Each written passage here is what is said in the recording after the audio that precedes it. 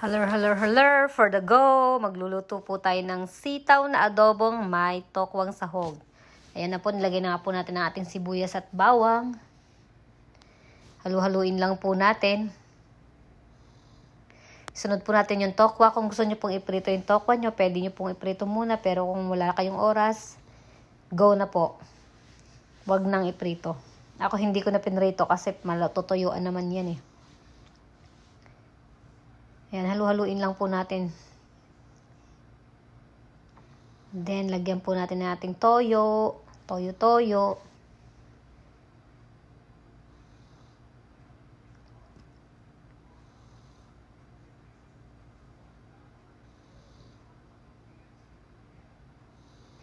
Pamintang durog po.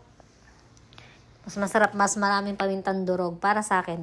Kung hindi nyo po bet ang pamintang durog, go lang, okay lang.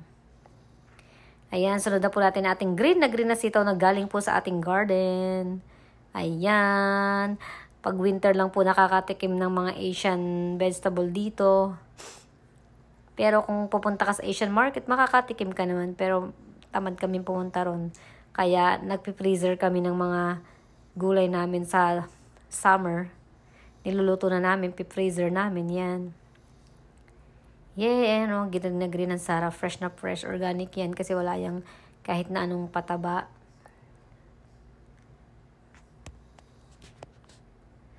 Medyo maliit ang ating kawali, pero kaya yan, kaya yan. Takpan muna natin para maluto siya at kumonte. Ayan.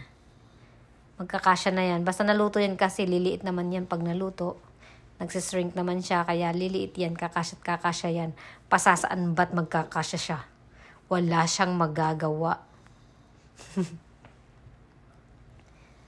Yan, haluin lang po natin para yung toyo, mag-mix na po yung toyo sa sitaw.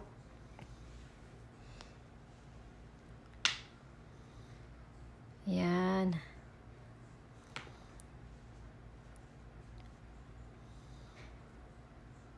Kumuha pa ako ng isang sandok para mas madali po siyang maghalo. Ayan. Ang sarap. Kailangang maingat na halo. Takpan lang po ulit natin para maluto pang mabuti. Para lumiit pang mabuti.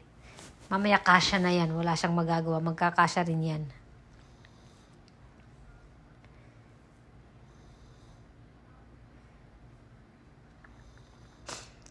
And tcharan! Ayan na nga, for the go ng ating sitaw.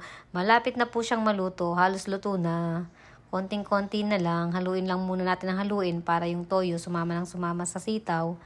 Para maglasang adobo ng ating sitaw. Ayan, ang sarap ng ating tokwa. Promise po, masarap. Matipid na, mura pa, healthy pa kasi hindi karne. Lagyan po natin konting suka. Sabi, wag daw pong hinahalo ang niluluto ng hilaw yung suka. Kailangan pakuluin bago haluin. Kaya takpan muna natin. Yes, ayan na. For the go. For the go. Lagyan po natin ng sangkurot na nor powder po.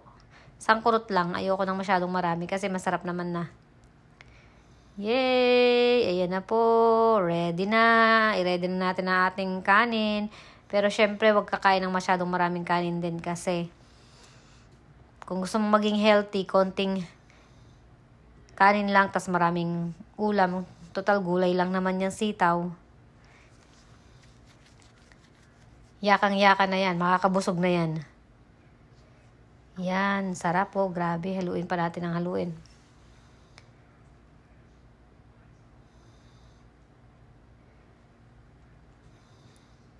And then, ready na po.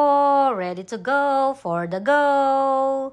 Ang ating adobong sitaw na may sahog na tokwa. Yay! Ang sarap. Promise po, masarap. Subukan nyo po. This is a must to try. Believe me po, masarap talaga. Ayan na po, ready na. Ready na ang ating adobong sitaw. Luto na.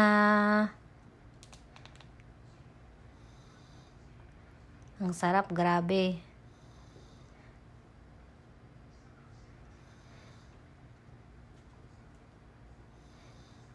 Konting halo-halo lang po. Pero to, na yan na po. For the go na po ang ating sitaw.